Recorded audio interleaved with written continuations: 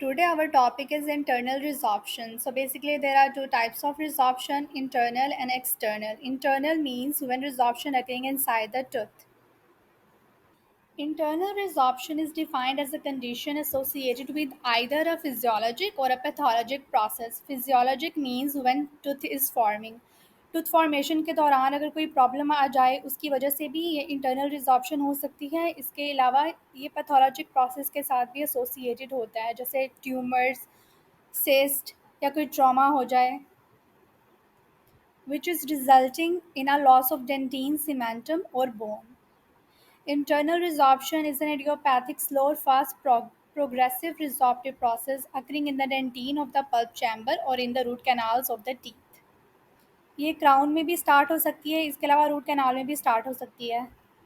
Aetiology, the cause of internal resorption is not known, लेकिन कुछ patients trauma की history बताते हैं। इसके अलावा सिस्ट या कोई पेरिएपिकल पैथोलॉजी की वजह से भी ये इंटरनल रिजॉर्प्शन हो सकती है।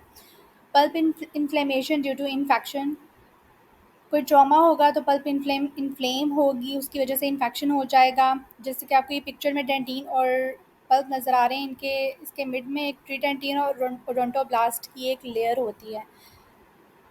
अगर ये लेयर आल्टर हो जाए, डिस्टर्ब हो जाए, तो कुछ अनडिफरेंशिएटेड मेसेनकाइमल सेल्स वो मिनरलाइज्ड डेंटिन के कांटेक्ट में आ जाते हैं। ये सेल्स पल्प में प्रेजेंट होते हैं। अब ये डिफरेंशिएट हो जाएंगे डेंटिनोक्लास्ट में और रिजॉर्प्शन अकर हो जाएगी।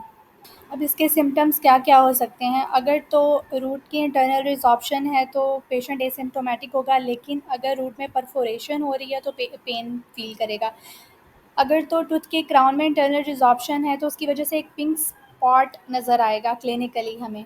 ये जो रेडिश एरिया होता है ये ग्रैनुलेशन टिश्यू को शो करता है, as you can see in the picture.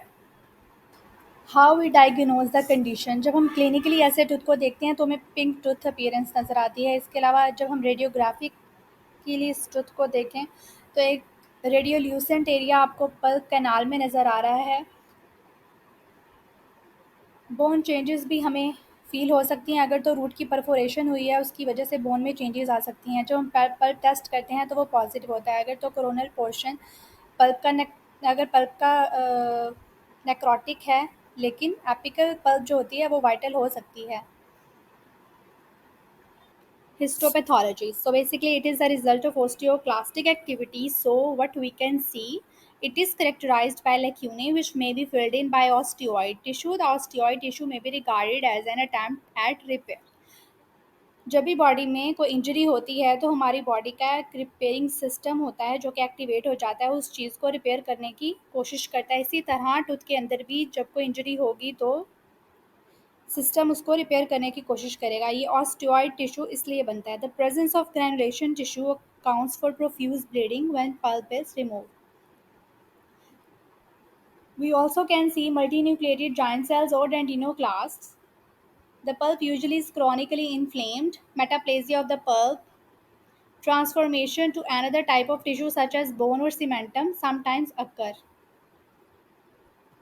We can see this metaplasia in replacemental type of internal resorption. So what is the treatment for this disease?